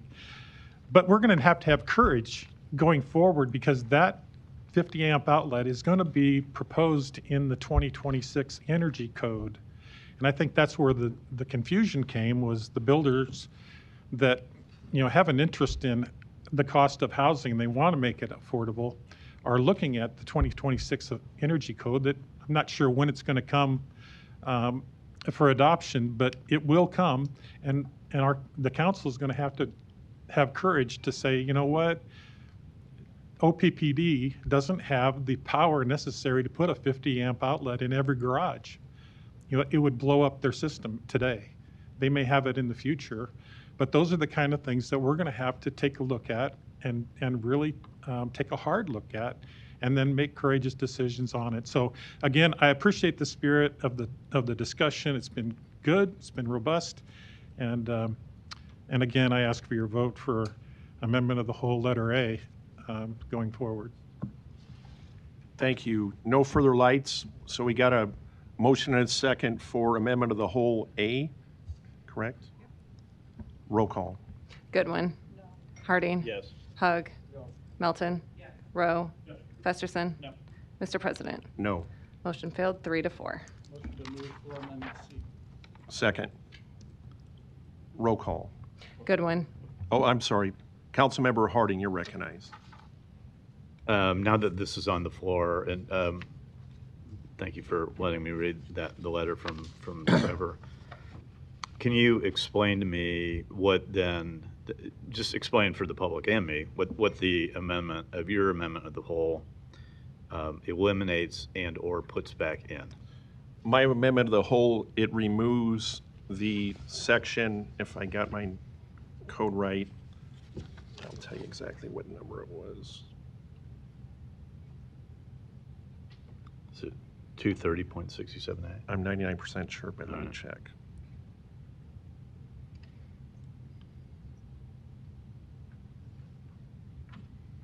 $230.67A, you're correct. And what is 230 for all of us, 230.67A? That deals with the whole house surge protector, that I am removing that from what's proposed today. So that would not be required in what we adopt? That is being removed from what we adopt today, correct? Okay, so help me out here. I'm a little confused. The letter that you just read from the firefighters said that that was important to them to keep in. Is that right? You're And talking about removing it? You're talking about the exterior disconnect for the meter main. Yeah. That's correct. What I'm removing is the whole Not house the whole surge house, protector. okay, all right. Oh, the whole house surge, okay. Thank you for that. Yep. That's what I needed. I needed that clarification. No problem. Good. Thank you. Okay. So we had a motion and a second to move floor amendment of the whole 79C, correct? Correct. Councilmember Goodwin, you're recognized. Thank you, Mr. President, and thank you for bringing about this additional amendment. I had a question about, so the whole house protection would now be removed from the adoption of the city code. How does that factor in with affordability? That would remove, according to the MOBA estimate, the whole house surge protector is $250. The other price provided was $110. So again, the ranges are $110 to $250. So that would eliminate that part of the ordinance or the code. And so essentially, back to the ranges, we had various ranges as we discussed as to the original amendment, and now we're here. But the goal is really to try to meet somewhere in the middle, and I can appreciate this attempt. So I do plan to support it. Thank you. Thank you. No further I do have life. Councilmember Harding. Yeah, recognized. I'd like to understand the thinking, and since look, this is a floor amendment, so normally we would have maybe another opportunity to speak to it. I don't mind the floor amendment, but I just want to make sure I understand the thinking. Councilwoman Goodwin just brought up the point of that, this is somewhat of it's a minor adjustment or minor reduction of the overall cost. Even using the ranges I think we've all been using, it still is at least $750 to $1,000 that is adding to the cost of the house with those that remain in. So it's the resulting number reduction is negligible in consideration of what it does to the affordability, or what it takes out of the marketplace for somewhere between 450 and 500 families. So why was this one taken out as opposed to any of the others? I guess I'd like to understand the thinking behind that. Great question, and my answer is, wherever you got those numbers of the 400 or whatever the range of houses, that is what you say it is. The reason this one was taken out, because at the end of the day, and Councilmember Melton, I think, mentioned it in our public hearing, that is this life safety? Is surge protection life safety? And as she always does, makes good points, I guess you could say that isn't. That's more of an issue of protecting. If you have a surge, you got motherboards in your range, all your appliances that are, as we go shopping, or with tariffs and all the things that are going on, they're higher price than ever. So that surge would have protected your property with an investment of, if it's $250 or $100, it would have been an insurance policy to protect you on that. It's not life-saving. The other items that are staying in there are life-saving items. Okay, well, and I guess we'll respectfully disagree on whether or not they are life-saving items. I mean, we've had the discussion with the builders, with electricians, who have said that they aren't necessarily life-saving. They're like to have, but not need to have. I mean, look, my house doesn't have those, and I feel perfectly safe in my house. I would assume that maybe all of us are in the same situation. So I guess I'm a little lost as to understand how this item was picked out to amend out of your amendment, the floor amendment, as opposed to any of the other items. So I don't see why we're doing one and not all of them when the state has adopted the code with the 5 amendments. And again, I feel perfectly safe in listening to professionals to say that those are not necessarily safety issues, and that they are want to have, not need to have. So again, I'm just trying to get past the understanding of why this is eliminated and the others aren't. But I think, you answered your... Okay, yeah. And one other point I'll make, fair conversation, is I read in the firefighters' letter, they testified in Lincoln that the fire marshal testified in support of what was not carved out that we have here today. I think, again, the life safety issues, there's documentation, I mean, with the GFI breakers, the meter disconnect outside, the firefighters, it's in the letter, it's a safety thing. And I'll read it again, just the part where it says, the risk to ensure no firefighter has to worry about coming into contact with energized wiring while performing search, rescue, or fire suppression. This is a simple, cost-effective change that directly improves firefighter safety while also protecting the residents we serve. And as they also said in here, it's a single addition that provides a meaningful and practical layer of protection for firefighters going into a burning home. We deal with the firefighters and police, and I'd like to say, I speak for this entire council, that we support well-protected well-paid professionals to protect and serve our community. And I think that's certainly what the electric disconnect main does for firefighters. So I think my light's still on, but I appreciate it. Oh, I'm sorry. No. I asked you the question. Yeah. So let me ask you this then, since it's a floor amendment. Would you consider the 4 amendments and keep only in the whole house? I mean, the 3, what's the number on it? The 236 types. No, I'm sorry. Oh, Keeping, the meter keeping, disconnect. what about eliminate, or we keep in the 4 amended, or we keep out, if either way you want to look at it, the 4 amended items that the state adopted, and only were to keep the exterior electrical disconnect. Would you consider that in your 4 amendment? I'm comfortable moving forward with the amendment of the whole 79C as it's written. So the answer is no. Politely, yes, that's correct. Good try. I caught on to that quickly. Okay, thanks. I appreciate the conversation. Thank you. Me too. Councilmember Goodwin, you're recognized. Thank you, Mr. President. I just wanted to be clear that as I talked with the various affordable housing organizations and even some small developers, when you look at the range of $400 to even $1,700, that's really not going to impact the aspect of affordability. So my question was not that I thought $250 was really going to make a difference. I simply appreciated that there's some level of willingness to try to come in the middle and find common ground with with this amendment. And so, again, we have to pass an ordinance, and so I'm comfortable with supporting this one here. Thank you. Thank you. No further lights. We have a motion, a second, for 79C floor amendment of the whole. Roll call. Goodwin. Harding. Hug. Melton.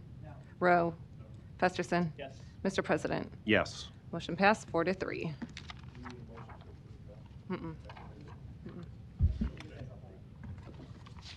Item 83, an ordinance to approve the contract with Alexander Lawn and Landscape, Inc. for ground maintenance at 6 City of Omaha maintenance facilities. Public hearing is open on item number 83. Are there any proponents? Item 83. Any opponents? Public hearing is closed. Item 84, an ordinance to approve a major amendment to the Elk Creek Pines Mixed-Use District Development Agreement. Planning Board and Planning Department recommend approval. Public hearing is now open on item 84. Any proponents? Seeing none, are there any opponents? Public hearing is closed. One public hearing can be held for items 85 and 86, ordinances to approve amendments to agreements for actuarial services with Millman, Inc. Public hearing is now open on items 85 and 86. Are there proponents? Are there any opponents? Public hearing is closed. Item 87, an ordinance to approve additional fuel storage at an existing Class B flammable combustible liquid storage district number B-157. Public hearing is open on item number 87. Are there any proponents? Seeing none, are there any opponents? Public hearing is closed. Item 88, an ordinance to approve a purchase agreement with Union Pacific Railroad Company for the transfer and sale of city-owned property located at 1441 Capitol Avenue in the amount of $7,310,000. Public hearing is now open on item number 88. Ms. Taylor, good afternoon. Good afternoon. Council President Begley, members of City Council, Jennifer Taylor, City Law Department. I'm just here to answer any questions you might have today about this purchase agreement. As we've discussed, it is the purchase and sale and conveyance of the old Union Pacific headquarters site to Union Pacific. So they're going to reacquire their old site, and I think we're looking forward to what may come in the future, what they may plan to develop there. But the present moment in time, the purchase price is fair market appraised value, and it's otherwise a pretty straightforward agreement. Thank you. Are there any proponents? Seeing none, are there any opponents? Public hearing is closed. Councilmember Festerson, you're recognized. Thanks, Mr. President. Just want to indicate my support for this item. Thanks for that summary, Ms. Taylor. I'll support this next week. I've had a long time involvement with this property, even back to when I worked for the mayor 20 years ago, 25 years ago. And to have this property still not be developed, of course, is discouraging. We had several stops and starts there, but I think the city wisely kept that property under its ownership and had a clawback provision there. This property, as you know, will be purchased for appraised value, which I think is good, and also to the benefit of a longtime steward of our community, Union Pacific. In fact, here prior to the city even being here. So in my mind, this is a good move for the city and good move for Union Pacific. And if it helps in their discussions around their merger and potential to bring additional investment and additional jobs to Omaha, that's a win for everybody. So thank you. I look forward to supporting this next week. Thank you. Councilmember Harding, you're recognized. I'll just pick up a little bit on what Ms. Taylor and Mr. Festerson said as well, too. So because my question was, for the record, to have it stated how the price was arrived at, and it is a fair market appraisal that was done. And looking at the downtown comps on for other sales, I would say this is very much in line with that number. So I'm very comfortable with the number that was arrived at for the value of the dirt. Do you have any comments? I will just reinforce that the appraisal was done actually in February, March of this year, which is when we started discussing the purchase. So it's an appropriate appraised value. It is also a higher appraised value than what this property appraised for in 2022 when the city took ownership of it from Lanahaw. So it has increased in value, and the taxpayers are seeing the benefit of that increase in value. Thank you. One public hearing can be held for items 89 and 90. Item 89 is an ordinance to approve a purchase and sale agreement with Union Pacific Railroad Company for the transfer and sale of property located at 1101 Izzard Street in the amount of $18,698,130. Item 90, an ordinance authorizing and providing for the issuance of stadium revenue bonds in the amount of $25 million. A's communication and support. Together, right? Together, 89 and 90. Okay. I'll open the public hearing on items 89 and 90. Are there any proponents?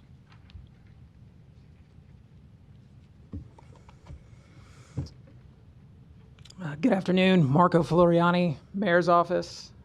Council, I want to thank you for the consideration of these items. I'm here sharing support from the Mayor's Office for the acquisition of 1101 Izzard.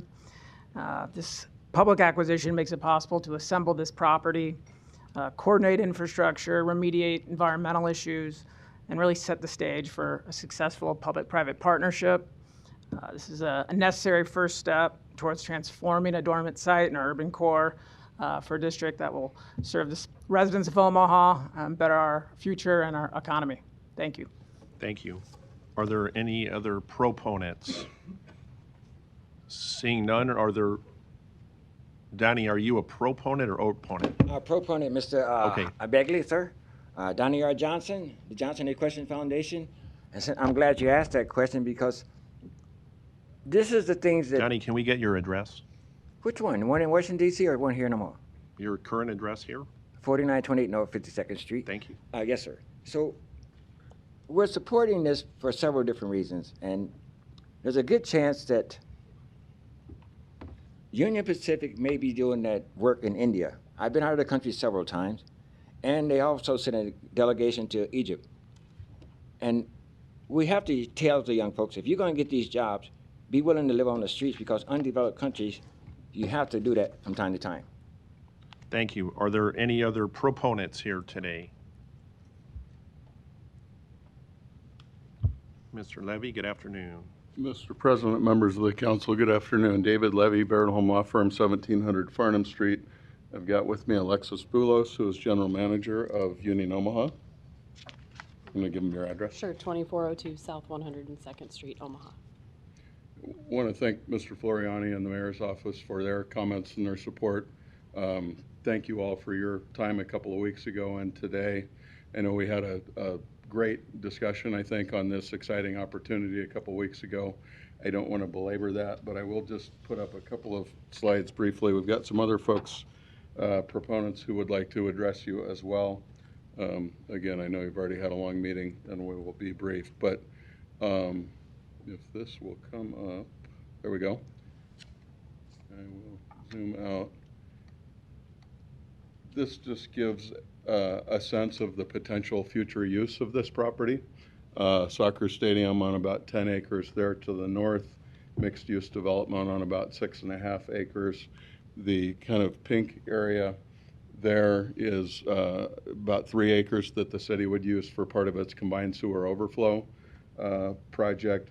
Those acreages might be a little bit smaller than what you've heard previously. That's because that's the actual developable area. It takes out streets and things like that. You can also see the blue area there, which is an area that Union Pacific has reserved to keep their railroad track there, and part of that it'll pull back to the north and the east, and then there's a setback from that. But I thought that might be helpful. I know you've also seen this, but I think it's an exciting and wonderful image, so I will put that up again. That's looking from the north. But what I also just really briefly wanted to emphasize is, you know, the stadium part of this project kind of gets the headlines, but this is a district. This is a 20-acre mixed-use district, potentially. Council and many others willing. We have a lot of work to do going forward, but you can see, looking from the south, looking from downtown, the yellow buildings there in the foreground are mixed-use buildings. Those are residential buildings with ground floor retail and entertainment. There's potentially office. There's parking underneath those buildings that would be accessed from the back. And then you can see the stadium there in the north. So I wanted to emphasize for you all that this really is a district. This is a new neighborhood in our community there north of Cumming, including this great public-private partnership that would allow for the construction of the stadium. The mixed-use development is private. My client would purchase that land from the city or ground lease that land from the city. That's part of the land that is, you know, that we're having the hearing about today for the city to potentially purchase from UP. Just a couple of other pictures to give you some idea of that district and really the excitement here. So the big yellow line is what we're calling right now the Promenade. That would be a new street that would go diagonally from 11th Street as it crosses over from 10th Street across Cumming diagonally. So you'd be coming right to the end of the stadium where you saw the big owl. You can see this is a representative image, of course, from another project, but that's the idea, is to have a district like that, a promenade where before games and other events, right? We talked about men's professional soccer, women's professional soccer, other events, youth events, and again, a new neighborhood. You're going to have hundreds of new housing units and thousands of new people or people living here who will use this year-round. Here's another example of that. You can see, oh boy, there we go. You can see the stadium and the owl there, you know, at the end of the promenade, and then just one more kind of showing some of the connections through the district and really through the neighborhood even more broadly. So I just wanted to emphasize that as you're considering the city purchasing this property, it's not just the stadium, but it really is a new neighborhood there in this area that is truly a mixed-use neighborhood anchored by the stadium, but hundreds of new residential units, thousands of square feet of retail, entertainment, restaurant, all of those kind of things that really make all of this work financially and help create a new neighborhood for Omaha there downtown in the urban core and north of Cumming. So with that, we are got again a couple more people who I think would like to address the council briefly, and we're certainly here and happy to answer any questions you might have. Thank you. Erin Fox, 5511 Harney Street. I just want to briefly thank you all for your support of this project previously and hopefully going forward. I think the public-private partnership between the City of Omaha and Union Omaha is a great one. I'm a soccer fan. I'm a Union Omaha fan. I'm an Omaha resident, a small business owner, and I could not be more excited for the stadium to be built mostly because it will enable us to have a women's team. And so for me personally, I think Omaha is also a women's sports town.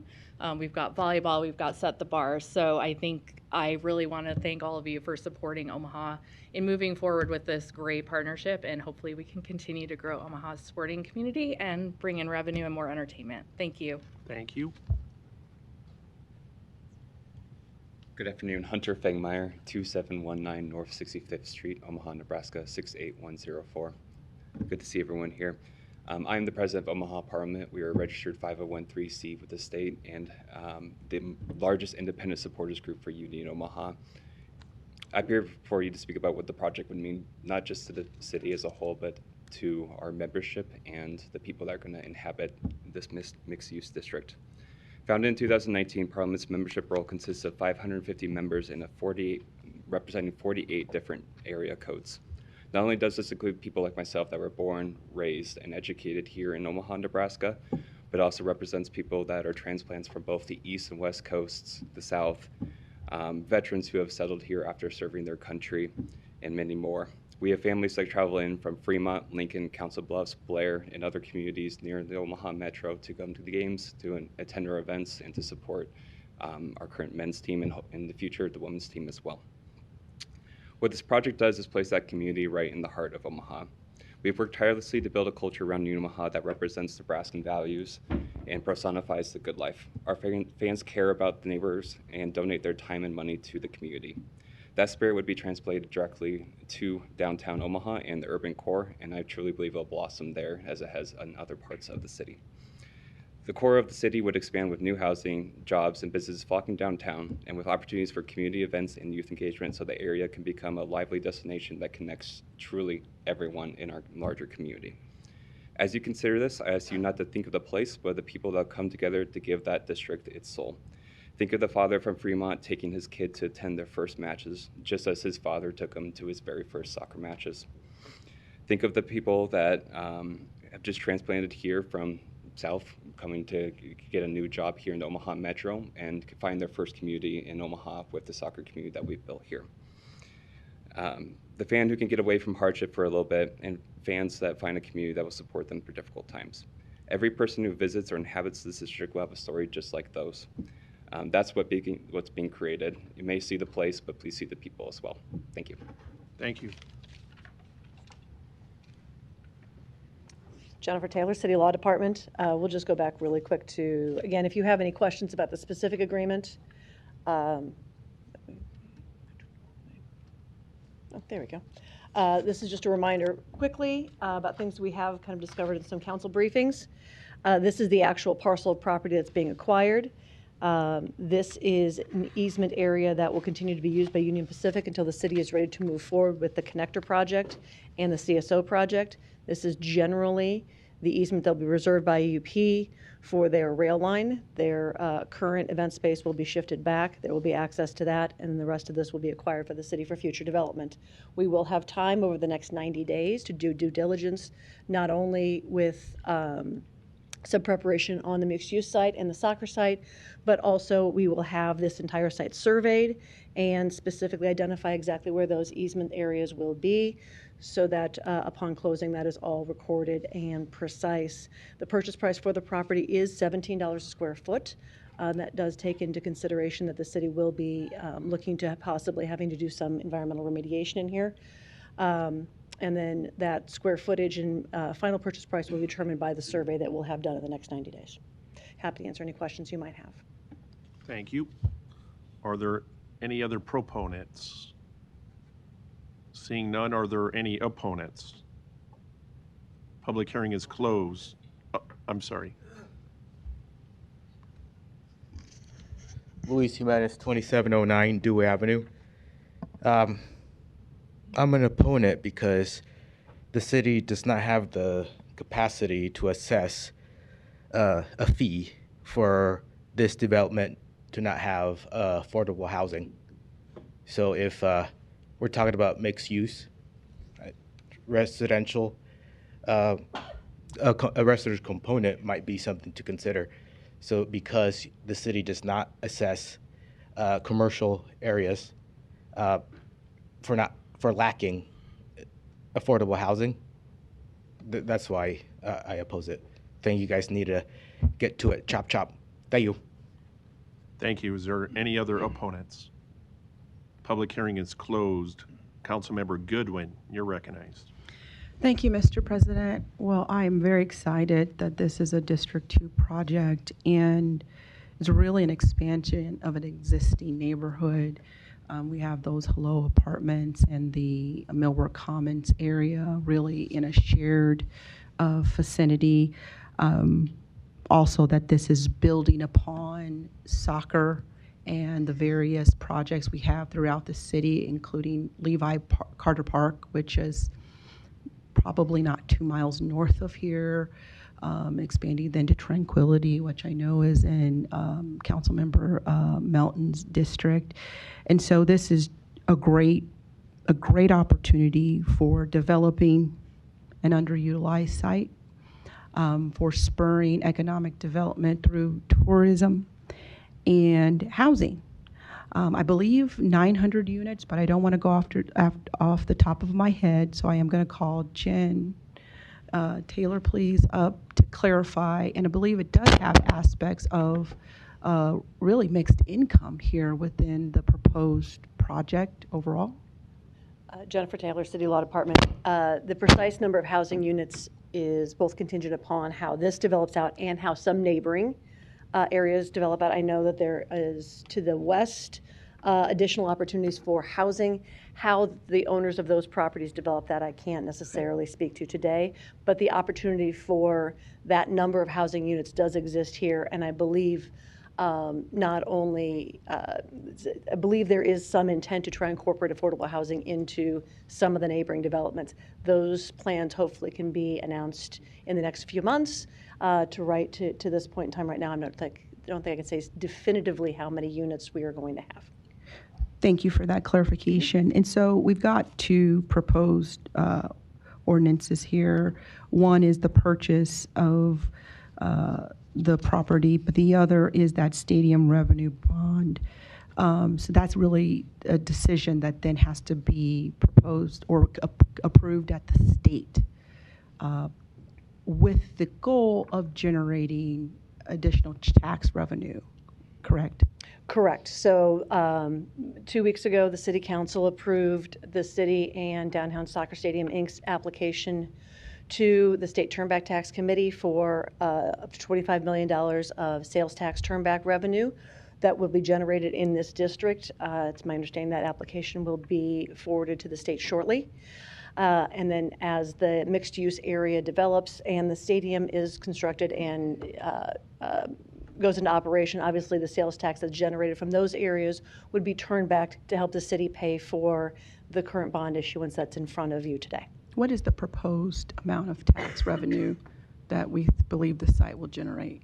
It's $25 million over 20 years, so it'd be approximately $1.25 million a year? Yes. Thank you. Math is not my strong point. But it'd be, and that's actually set statutorily. So that would be what we'd be eligible for. It's very possible the area could generate more than that, but that is how we are capped at that amount of money. But this bond, this revenue bond would then be paid back with those revenues.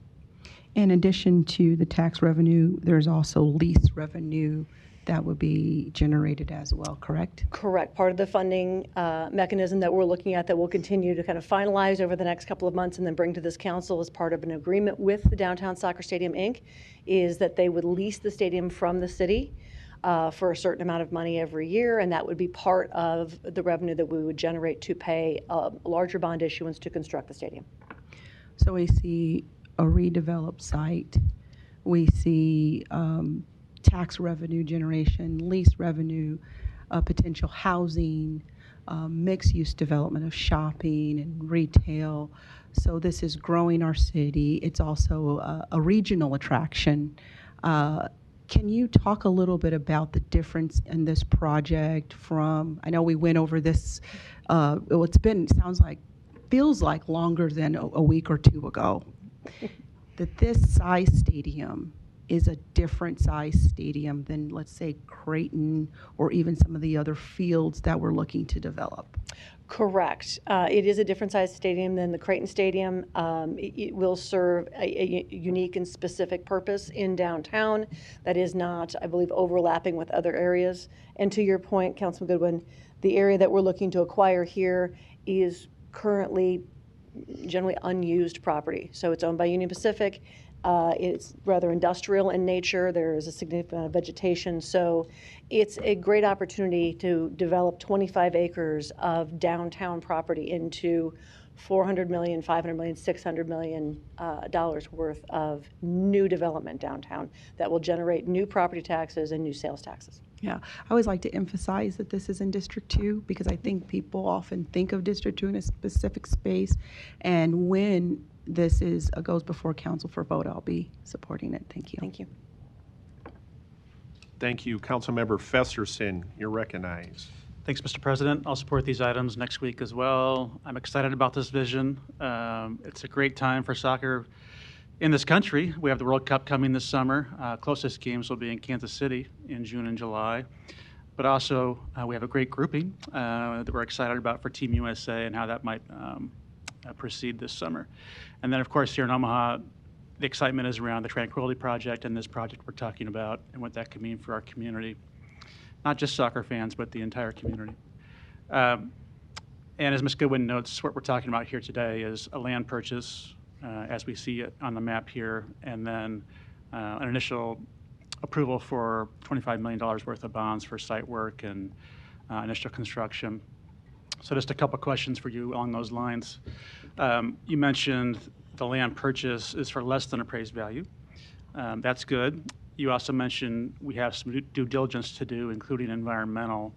When do you think we'll have that back? We will start the survey process and some initial environmental review as soon as the purchase agreement is approved by this council, assuming it is. So we'll get that work started immediately.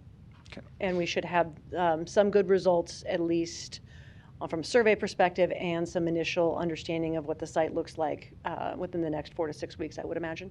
Okay. And at that point, we might know if there's additional obligations, because that would be the obligation of the city at that point, right? To the extent that we can determine what that site looks like, yes. What information we have, we will take. We do have some experience with remediating old Union Pacific sites. If you look at the Arena Convention Center site and what we have learned from Lot B, I think we can have a good feeling of what this will likely look like. We also will get some additional information from Union Pacific and have those conversations along the way to try and get as good of a handle as possible on what our exposure will be as far as remediation and environmental cleanup. And I do believe Downtown Soccer Stadium, Inc. and their development partners will be partners with us in those efforts. Thanks. Look forward to reviewing that as well. And I think this will engage and enliven a property that's been very difficult to engage for a long period of time. As it applies to the bonds, we will also see a lot more detail on the project itself in coming months. I think we're talking January, February for a redevelopment agreement that'll spell out financing in much greater detail than we have here today. But suffice it to say, even though some of the revenue streams we're anticipating and hoping will come to fruition with our state partners and others, you feel the $25 million, you're confident the $25 million can be covered. It's not undue risk on behalf of the city for this approval today. I think if your question is if we are not entirely sure whether or not we'll get the $25 million of state sales tax turnback, do we move forward with this purchase agreement? And I think we'll have to, I'm not sure that this project can necessarily move forward without that $25 million, so we will need to have some input from the state. So we're going to have to see how that materializes over the next few months. Again, that's why we have a 90-day due diligence period. Mm-hmm. But this approval next week, we're anticipating those revenues, and we need those revenues but you're still advocating for this approval at this juncture, right? We are advocating for this approval at this juncture so we can move forward with that application and we can make application to the state for those revenues.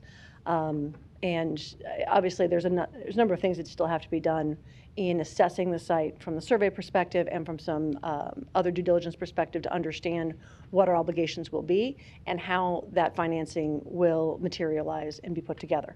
But that's why we have an due diligence period, and we have a good partner with Union Pacific that I know will work with us on that. Okay. And then the redevelopment agreement itself, I mean, we'll talk a lot more about not only the city's revenue sources, but the developer's commitment and the team's commitment to a long-term lease and how those things will be determined and committed to. Other things we've talked about so far are affordable housing in adjacent properties and transit too. Transit will be very important to the ultimate success of this happening, so I know we'll have additional conversations about that as well. And then lastly, I'll just say I appreciate the Parliament fans being here. That's a big part of this too. You have a really enthusiastic group there when you go to a game and see them. It'll be a big deal for them, as it is for the whole community, and we appreciate having you in Benson. Thanks. Thank you. Councilmember Melton, you're recognized. Thank you. Councilman Festerson, I think, asked a lot of my questions, but I just want to be really clear because we talk a lot and we sometimes, all of us understand this because we have had hours of briefings, right? And I've had the opportunity to ask you and Mr. Levy all kinds of questions.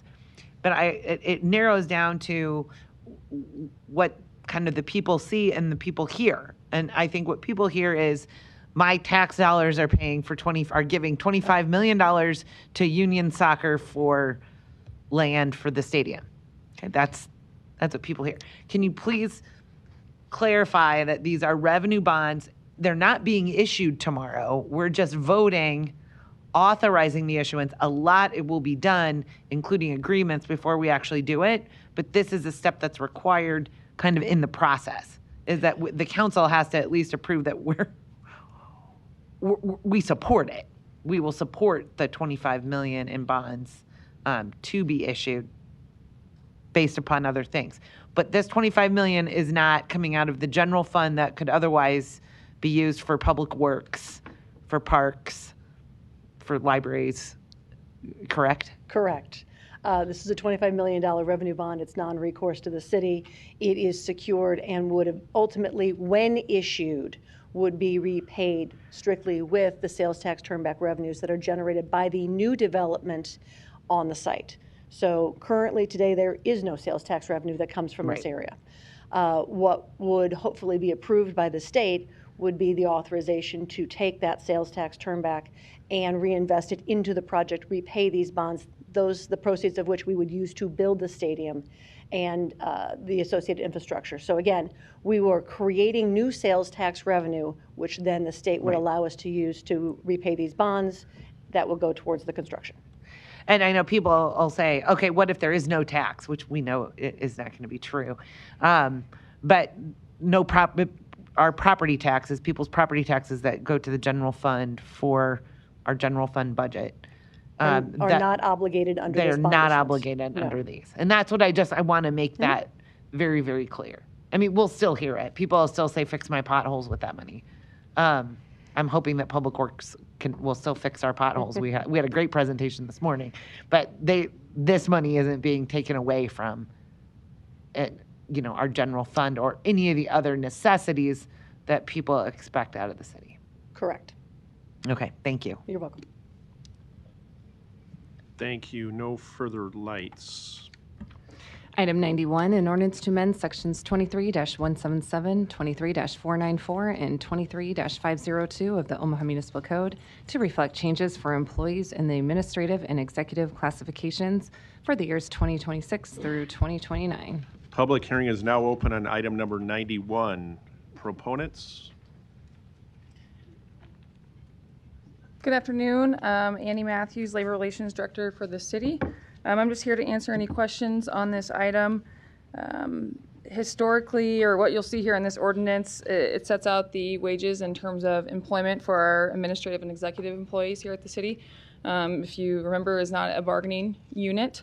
You'll see this runs 2026 through 2029. That mirrors the 4-year term contract negotiated with our SimTech employees that was before you today for final reading. With that, you'll see the same benefit terms of employment revisions from the SimTech ordinance in this ordinance. So I won't go through them all. Just a brief summary on the wages that were determined for this group. In 2026, there'll be a 4% overall increase. And then there were certain positions within this group that were reviewed just to make sure that they're still in line with our comparable cities. And those ranges that were determined to have to be adjusted, employees in those positions will be placed at the step that ensures at least a 4% increase for them in 2026. So for the remaining years, 27, 28, and 29, there'll be a 3% increase each year. So along with the other changes that are set out in this ordinance, happy to answer any questions that you may have. Thank you. Thanks. Is there any other proponents on item number 91?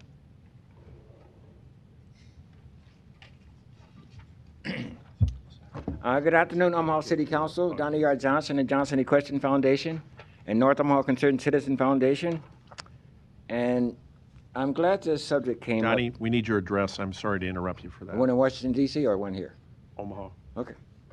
4928 North 52nd Street. So I'm glad they brought this up because in the 70s I had 15 employees.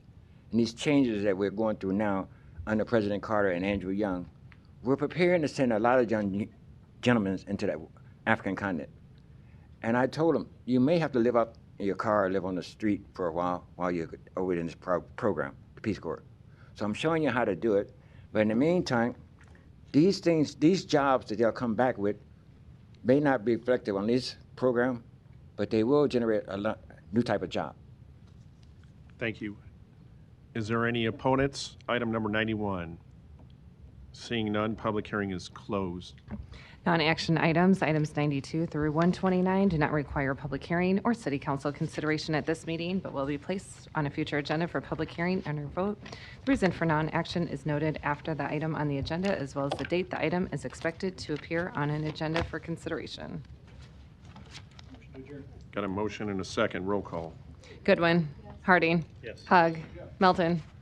Rowe. Festerson. Yes. Mr. President. Aye.